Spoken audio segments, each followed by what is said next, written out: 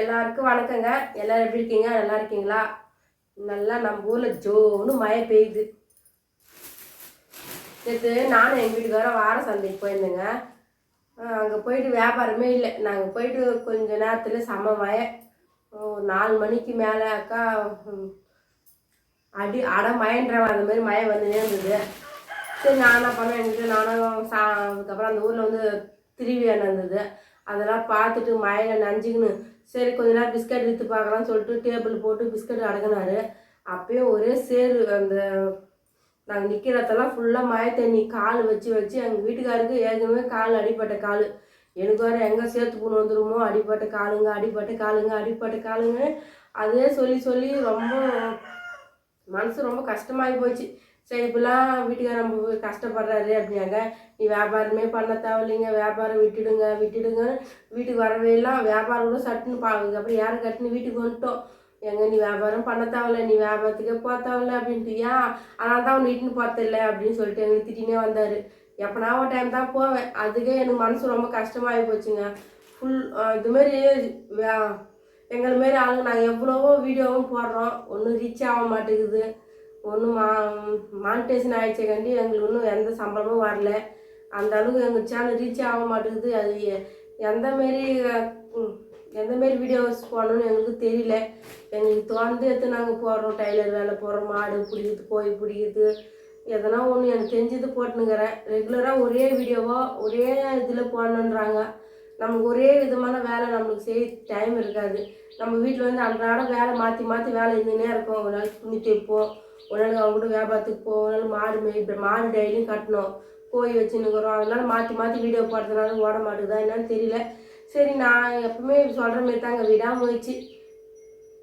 சரினா ஒரு time reach ஆகும்னு சொல்லிட்டு இப்போ நான் என்னென்ன காய்கறி வாங்கினதுன்னு பார்க்கலாமா. நான் வந்து எனக்கு வந்து அரைக்கீரை விற்றாங்கங்க. அரைக்கீரை வந்து 20 ரூபா. போகிறதுக்கு அரைக்கீரை வாங்கிக்கணுங்க. எனக்கு ரொம்ப அரைக்கீரை பிடிக்கும். அப்போ அரைக்கீரை தான் கடைக்கு போகிறேங்க. சாப்பாட்டுக்கு மதியம் காலையில் வந்து தோசை விட்டு சாப்பிட்டோம். அதுக்கப்புறம் கருவேப்பிலை, கொத்தமல்லி, பரவாயில்ல நிறைய தான் கொடுத்தாங்க. எங்கள் பக்கத்துலேயே கடை போட்டிருப்பாங்க கருவேப்பிலெலாம். நான் வந்து இஞ்சி மட்டும் தான் கேட்டேன். இஞ்சியும் பச்சை மிளகாவும் கேட்டேன். 20 ரூபா கொடுத்தேன். அவங்க என்ன பண்ணிட்டாங்க, இஞ்சி பச்சை மிளகா கருவேப்பிலை கொத்தமல்லி எல்லாம் சேர்த்து 20 ரூபாய்க்கு கொடுத்துட்டாங்க. பரவாயில்ல 20 ரூபாய்க்கு இவ்வளோ கொடுத்துக்கிறாங்க. சந்தையில் போனால் விலை கம்மியாக தான் இருக்குது ஓரளவுக்கு. அதுக்கப்புறம் என்ன ஒன்று கத்திரிக்காய் தாங்க விலை அதிகமாக ஆயிடுச்சு. நேற்று அரை கிலோவே 40 ரூபா. நான் அரை கிலோ கத்திரிக்காய் வாங்கிட்டு வந்தேன். அரை கிலோ கத்திரிக்காய் வந்து 40 ரூபா. இன்னும் விற்கிற விலைவாசிக்கு மழை வந்துனே இருக்குது. நம்மளுக்கு தெரியுதில்ல, விலைவாசி ஏறிதான் இருக்கும், குறையாது. ஏன்னா அவங்களும் வந்து எல்லாம் விற்று ரோட்டில் கொட்டி வாரி எவ்வளோ கஷ்டப்பட்டதாங்க வியாபாரிங்க நிலமை.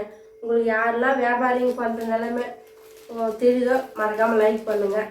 அதுக்கப்புறம் கத்திரிக்காய் ஒரு அரை கிலோ வாங்கிக்கினேன். அதுக்கப்புறம் அவரைக்காய் வந்து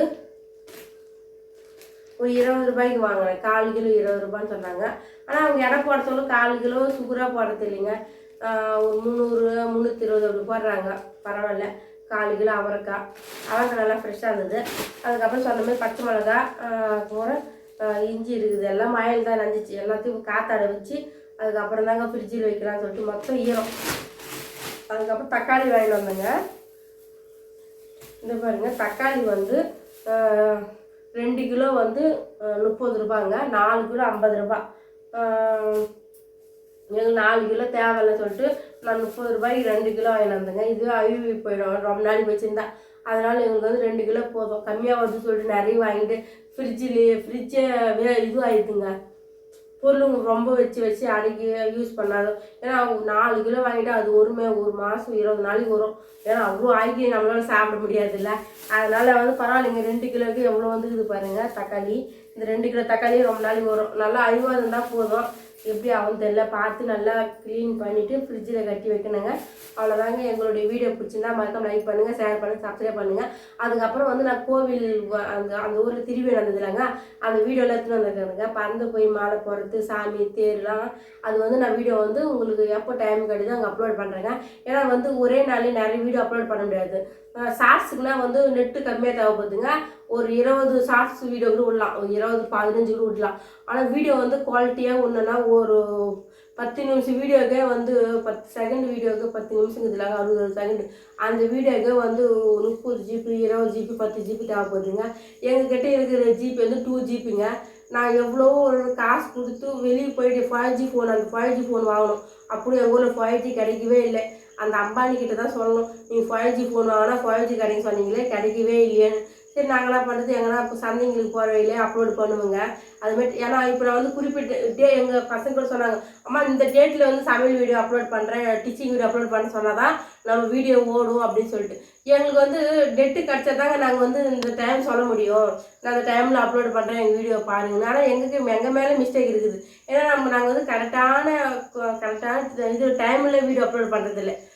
கண்டனை அதான் கண்டமேனி சொல்கிறாங்க மாதிரி எங்களுக்கு எப்பப்பெல்லாம் தோணுதோ அப்பப்பெல்லாம் வீடியோ அப்லோட் பண்ணிடுறோம். எப்பப்பெல்லாம் நெட்டு கிடைக்குதோ எங்களுக்கு எப்பப்பெல்லாம் டைம் கிடைக்குதோ அந்த டைமெல்லாம் ஒதுக்கி நாங்கள் வீடியோ எடுக்கிறோம். இப்போ 100 நாள் வேலைக்கு போனால் வீடியோ எடுக்க முடியாது. அந்தமாரி டைமில் பண்ணுவேன், ஏழு போய் வந்துட்டு 3 மணிக்கு மேலே 4 மணிக்கு மேலே அப்படி எடுப்போம். இல்லை ராவில் எங்கள் வீடு வியாபாரத்துக்கு போய் வந்துட்டாலாம் 9 மணிக்கு 8 மணிக்கு எடுப்போம். இல்லை ஒரு டைம் ஏறு வேலைக்கு போகல, அவர் எங்கே ஆற்காடு டவுனுக்கு அது வாங்கிறதுக்கு எதுவும் போகலன்னா அப்போது சீக்கிரம் 11 மணிக்கு 10 மணிக்கு வீடியோ எடுப்போம். அதுமாரி ரெகுலராக வந்து இந்த டைமுக்கு தான் வீடியோ எடுக்கணும்னு சொல்லிட்டு எங்களுக்கு சப்போஸ் எனக்கு ப்ளவுஸ் தைக்கிற வேலை இருந்தால் அன்றைக்கே வீடியோ எடுக்கவே மாட்டேன். வீடியோ எடுத்தோன்னா டைம் போயிடுது. அன்றைக்கெல்லாம் டைம் இன்னும் சொல்கிறேங்க, என்றைக்கெல்லாம் வீடியோ எடுக்கிறனோ அன்றைக்கி ஃபுல் டைம் வீடியோலேயே போயிடுதுங்க. டைம் ரொம்ப நானே வேஸ்ட் பண்ணிட்டு நல்லா தெரியுது. காலம் பொன் பண்ணுறது யார் வேஸ்ட் பண்ணுறது நானே சொல்லிவிட்டு நானே ரொம்ப நேரம் வீடியோலேயே டைம் வேஸ்ட் பண்ணிடுறேன். ஒரு டைம் வந்து என்ன பண்ணுவேன், இன்னைக்கு ஃபோனே தொடக்கூடாதுன்னு சொல்லிட்டு நினைப்பேன். ஆனால் அது போய் வந்து எப்போ வெடிமோன்னு பார்ப்பேன், அந்த ஃபோன் முடிஞ்சு தான் முழிக்க தகுது. எல்லார் நிலையுமே அப்படி தான் இருக்குது. இப்போது காலம் ரொம்ப மாறி போச்சு. ஃபோன் வந்ததுலேருந்து எல்லா வேலையும் கெட்டு போச்சு எனக்கே தெரியுது. சரி நான் அப்படி என்ன பண்ணுவேன், சரி என்ன வீடியோ ஒன்றுமே மாமா அப்படின்னு சொல்லிட்டு அது ஒரு இல்லைங்க, அது ஒரு விதமான இது ஆகிப்போச்சு. யூடியூப் சேனல் வச்சுக்கிறவங்க எல்லாருக்குமே புரியும் நினைக்கிறேன் அதோட நிலமை. நம்ம வந்து சக்ஸஸ் பண்ணணும், வெற்றி அடையணும் அந்த ஒரு தாட்லேயே இருக்குது. ஆனால் வெற்றி அப்போ அடையணும்னு எங்களுக்கு தெரியல. சரி கூடிய சேர்த்துல வெற்றி கிடைக்குதான்னு பார்க்கலாம். எல்லோரும் வந்து அவார்ட்லாம் வாங்குறாங்க, அதை பார்த்தா ஆசை இருக்குது. நம்ம அவார்டு வாங்குறாலும் நம்ம என்ன சாதனை பண்ணிட்டோம், நம்ம ஒரு சாதனமும் பண்ணலையே அப்படின்னு தோணுது எனக்கு. நிறைய அவங்களுக்கு பிடிச்ச மாதிரி மக்களுக்கு பிடிச்ச மாதிரி நம்ம வீடியோ போட்டு அதுக்கப்புறம் ஜெயிக்கணும்னு அந்த ஆசை இருக்குது. ஏன்னா கமெண்ட் பண்ணுங்கள், எந்தமாரி வீடியோ போட்டால் உங்களுக்கு ஜனங்களுக்கு பிடிக்கும் அப்படின்னு சொல்லிட்டு. சமையல் வீடியோவா, டீச்சிங் வீடியோவா, ஆடு மாடு மேய்க்குதா, அதுமாரி அதுமாரி எதனா சொல்லுங்கள். அந்த என்ன காமெடி வட்டை பண்ணுறதா எதனா சொன்னீங்கன்னா நான் வந்து ஆல் இன் ஒன் சேனல் வச்சுக்கிற மாதிரி சரவண அதேமாரி ஆல் இன் ஒன் கலந்து போடுறேன் வீடியோ. நீங்கள் சொன்னீங்கன்னா ஒரே மாதிரியே போடுற ட்ரை பண்ணுறேன். ஏன்னா வாக்குறுதி விட்டுட்டா அது நிறைவேற்றலாம் தப்பாயிடுங்க. ஆனால் அதெல்லாம் நீங்கள் சொல்லுங்கள், அதை நான் ஃபாலோ பண்ண முடியுதான்னு பார்க்குறேன். ஒரே காமெடினா காமெடி, சமையல்னு சொல்லிட்டு.